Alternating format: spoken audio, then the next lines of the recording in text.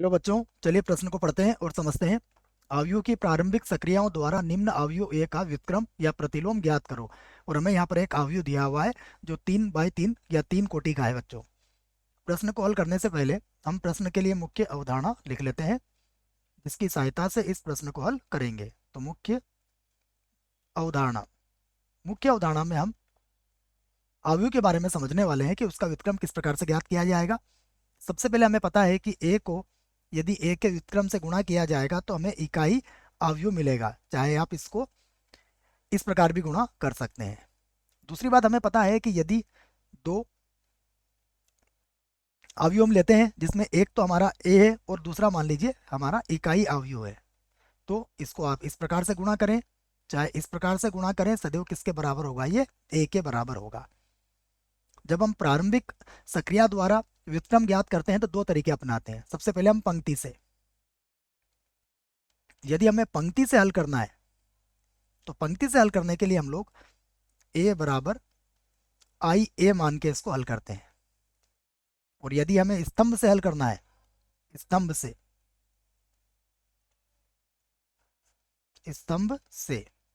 यदि स्तंभ से हल करना है तो हम इसको ए बराबर ए आई की सहायता से हल करेंगे।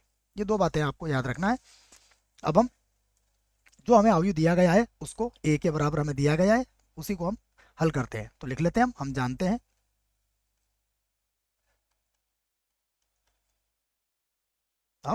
हैं हम इसको पंक्ति की सहायता से हल करेंगे। ए बराबर कितना होता है? आई ए।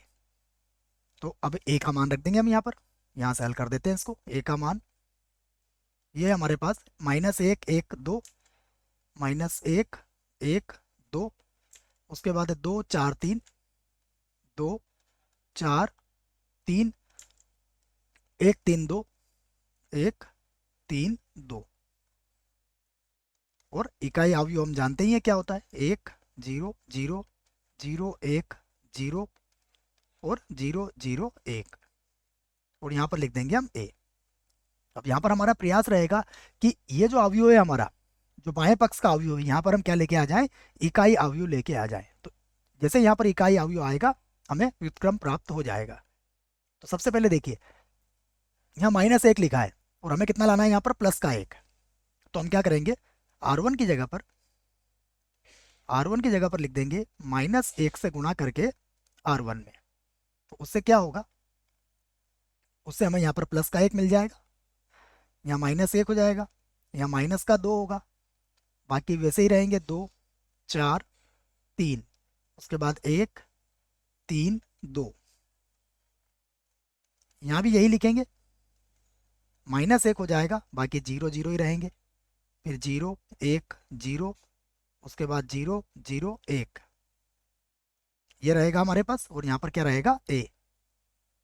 ठीक है, अब 1 आ गया। 1 लाने के बाद हमें इस 2 के स्थान पर क्या लाना पड़ेगा? 0। और 1 के स्थान पर भी क्या लाना पड़ेगा? 0। देखो नीचे की, मैं पहले स्तंभ की बात कर रहा हूँ, तो मैं R2 की जगह पर लिख सकता हूँ R2 -2R1। और R3 के स्थान पर लिख सकता हूँ R3 -R1। उससे देखो मुझे 2 0 मिल जाएंगे। मैं यहाँ लिख देता हूँ। सबसे पहले तो 1 -1 और -2। अब 2 में से 2 घटाऊंगा तो 0 मिलेगा। 4 में से 2 का गुणा कर रहा हूँ मैं, तो ये +2 बन जाएगा, तो ये 6 मिल जाएगा मुझे यहाँ पर। उसके बाद 3, ये भी +4 हो जाएगा, तो 3 और 4 यहाँ मिल जाएगा 7। उसके बाद 1 में से 1 घटाऊंगा तो 0, 3 में से 1 घटाऊंगा तो -1 है तो 4 हो जाएगा, 2 में से -2 घटाएंगे तो 2 और 2 4 हो जाएगा। यहाँ पर इसको बंद कर देंगे। यहाँ पर भी -1 0 0, तो वैसा का वैसे ही। अब 0 और इसको -2 से गुणा कर रहे हैं तो ये +2 हो जाएगा, यहाँ पर 1 ही रहेगा, यहाँ पर भी 0 रहेगा। अब घटाना है हमें R3 में से R1, तो 0 में से -1 घटाएंगे तो +1 बचेगा, यहाँ 0 रहेगा और यहाँ पर 1 ही रहेगा। और यहाँ पर ए चल ही रहा है। अब 2 0 हमारे पास यहाँ आ चुके हैं। अब हम चाहेंगे कि ये -1 जो है इसके स्थान पर भी क्या मिल जाए? हमें 0 मिल जाए। पहला काम हमारा ये होगा कि -1 के स्थान पर क्या मिल जाए? 0 मिल जाए। या फिर हम ये कह सकते हैं कि जो 6 है उसके स्थान पर हमारा कितना आ जाए? 1 आ जाए। या फिर ये जो 4 है 4 के स्थान पर क्या मिल जाए, हमें 0 मिल जाए। इस तरीके से लाने का हम लोग यहाँ पर प्रयास करने वाले हैं। तो सबसे पहले हम लोग क्या करते हैं, या फिर हम सबसे पहले ये चार चार जो नजर आ रहे हैं आपको, इसको एक बना लेते हैं। अर्थात मैं इस प्रकार से लिख देता हूँ कि R3 के स्थान पर 1/4 R3, ये लिख देता हूँ बच्चों में। ठीक है, तो इसको मैं यहाँ से लिख देता हूँ इस प्रकार। यहाँ से लिख लेते हैं हम इसको। ये हो जाएगा 1 - 1 - 2, 1 - 1 - 2, उसके बाद 0 6 7, 0 6 7, उसके बाद देखिएगा मैंने भाग लगा दिया, तो 0 1 1 हो जाएगा, 0 1 1, ये हो जाएगा। और बराबर यहाँ भी वैसे ही लिखेंगे, ये होगा -1 0 0, -1 0 0, उसके बाद 2 1 0, तो ये होगा 2 1 0, उसके बाद होगा 1 0 1, जिसमें हमने किसका भाग लगा दिया बच्चों, 4 का भाग लगा रहे हैं, तो 1/4 0 1/4 हो जाएगा। ये होगा 1/4 0, और ये भी हो जाएगा 1/4। यहाँ पर आ गया हमारे पास ए। अब यहाँ पर देखिए हमें -1 के स्थान पर क्या लाना है, 0 लाना है। तो हम आसानी से ला सकते हैं। अगर हम ऐसा लिख दें, R1 के स्थान पर R1 + R2, तो उससे हमें 1 0 और मिल जाएगा। देखो, तो ये तो एक ही रहेगा, यहाँ पर तो एक ही रहेगा, क्योंकि 1 में 0 जोड़ोगे तो एक ही आएगा।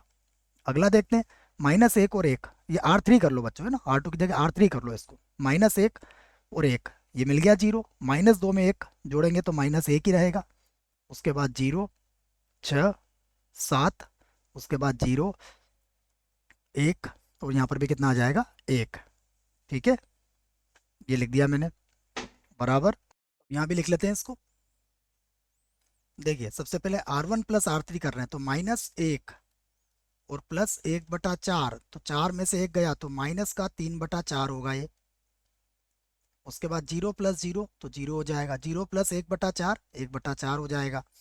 बाकी तो वैसे ही रहेंगे, 2 1 0 1/4 0 1/4। ठीक है, ये तो हमने वैसे ही लिख दिया, और यहाँ पर ये चल ही रहा है। उसके बाद फिर से एक नई सक्रिय हमें यहाँ पर लगाना पड़ेगी। तो अब अगर आप देखें, तो यहाँ पर हमारे पास -1, ये 1 0 0 आ चुका है, यहाँ 0 आ चुका है। यहाँ पर हमें, यहाँ पर हमारे पास कितना है, 6 है देखो। तो और यहाँ, सॉरी बच्चों, यहाँ 6 है और यहाँ 1 है, तो यहाँ पर हम 1 कैसे ला सकते हैं 6 के स्थान पर, यदि हम इसको 5 से गुणा करके इसमें से घटा दें। तो मैं यही काम यहाँ से करता हूँ। मैं लिख लेता हूँ R2 के स्थान पर लिखूंगा मैं R2 - 5 R3, 5 R3 कर लेते हैं इसको।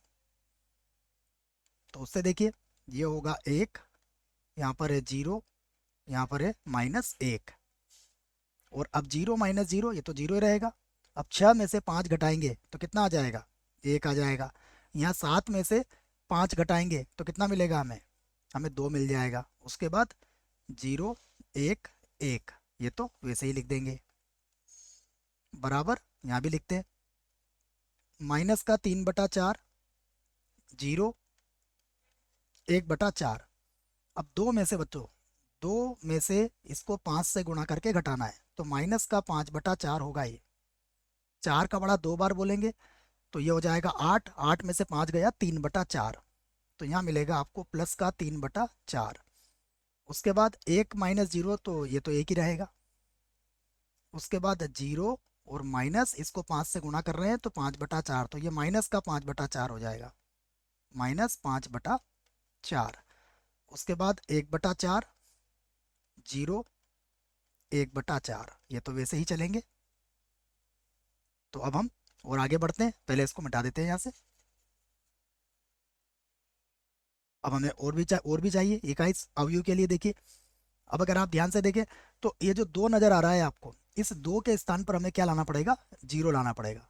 ठीक है, और ये जो नीचे 1 नज़र आ रहा है बच्चों, इसके स्थान पर क्या लाना पड़ेगा, हमें यहाँ भी 0 लाना पड़ेगा। तो एक काम करते हैं, पहले इस 1 की जगह पर 0 लेके आते हैं। कैसे लाएंगे, यदि मैं R3 की जगह पर क्या लिख दूँ, R3 की जगह पर लिख दूँ R3 - R2, तो मिल जाएगा मुझे 0। तो 1 0 -1, उसके बाद देखिए 0 1 और 2। अब R3 माइनस R2 किया है तो ये तो 0 रहेगा, एक में से एक गया तो ये 0 मिल जाएगा, एक में से दो गया तो यहाँ -1 मिल जाएगा। ठीक है, और ये लिख दिया मैंने। इसे देखते हैं तो यहाँ पर -3/4, उसके बाद 0 1/4, फिर से 3/4 1 और माइनस का 5/4। अब R3 माइनस R2 कर रहे हैं देखो, तो 1/4 में से आपको 3/4 घटाना है, तो माइनस का 2/4 हो जाएगा, जो कि माइनस का 1/2 के बराबर होगा। ठीक है, 1/4 -3/4 माइनस का 2/4, तो -1/2 लिख देंगे। यहाँ पर 0 में से 1 घटाएंगे तो -1 रहेगा। 1/4 में से जब -5/4 घटाएंगे तो 5 और 1 तो 6 हो जाएगा, तो ये 6/4 हो जाएगा, 6/4। और यहाँ पर कितना है, a के बराबर। अब यहाँ पर अगर आप ध्यान से देखें तो यहाँ पर हमारे पास -a के ऊपर ही ऊपर देखो आप, तो इसको भी हम 0 बना सकते हैं यदि हम क्या करें, R3 में से R1 में से R3 घटा दें, तो 1 0 हमें और आसानी से मिल जाएगा। तो यही सक्रिय हम यहाँ लगाने वाले हैं। मैं लिख देता हूँ R3 या R1 कर लेते हैं बच्चों, है ना, R1 की जगह पर R1 माइनस R3। उसका फायदा देखिए, ये होगा 1 -0 0 -0 और ये भी 0 हो जाएगा, तो 1 0 0 बन जाएगा। ये 1 0 0 आ गया, बाकी सब ऐसे ही रहेंगे, 0 1 2 0 1 2, और यहाँ पर हो जाएगा 0 0 -1 0 0 और -1 बराबर।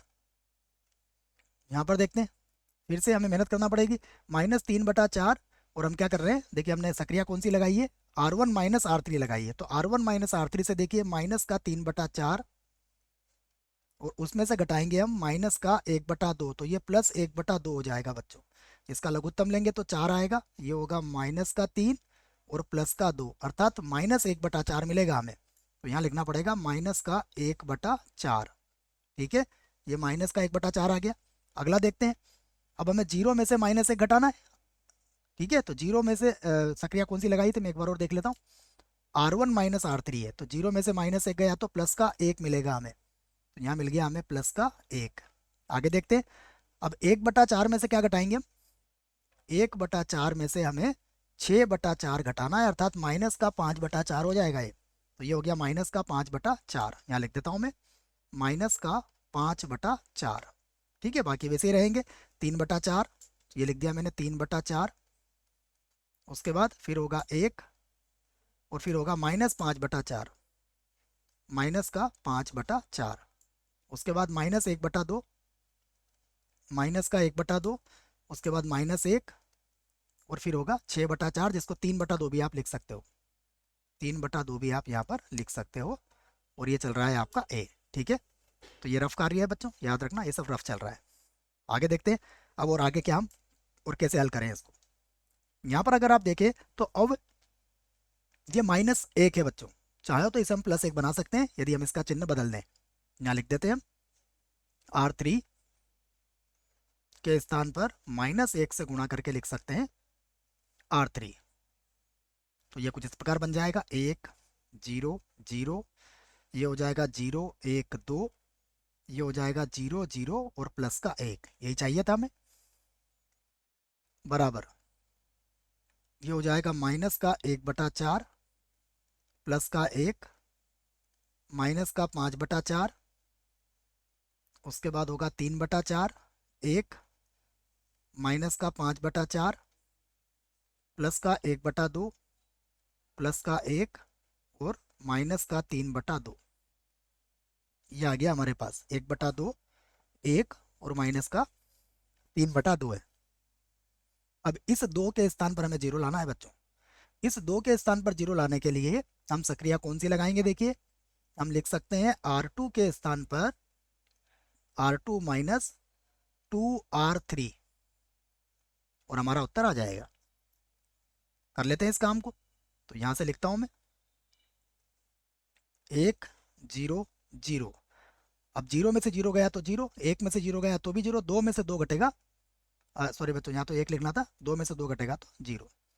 ठीक है, तो इसको तो हमें 1 लिखना था, 1 में से 0 गया तो 1 ही बचेगा। उसके बाद 0, 0, 1। देखो ये हमें इकाई अवयव मिल गया है। यहाँ पर चलते हैं। सबसे पहले माइनस का 1/4 प्लस का 1 और माइनस का 5/4। उसके बाद देखें तो अब हमें घटाना है 3/4 में से। 3/4 है और इसको हमने 2 से गुणा किया है तो ये -2/2 हो जाएगा। -2/2 अर्थात 1। तो इधर 4 आएगा, 3 में से 4 गया तो -1/4 बचेगा। यहाँ पर आएगा माइनस का 1/4। ठीक है, अगला देखते हैं। फिर से देखें तो यहाँ पर है 1 और 1 में से हम 2 घटाएंगे तो -1 बचेगा। तो यहाँ पर आएगा -1। मिल गया हमें -1। अगला देखते हैं। अब हमें फिर से -5/4।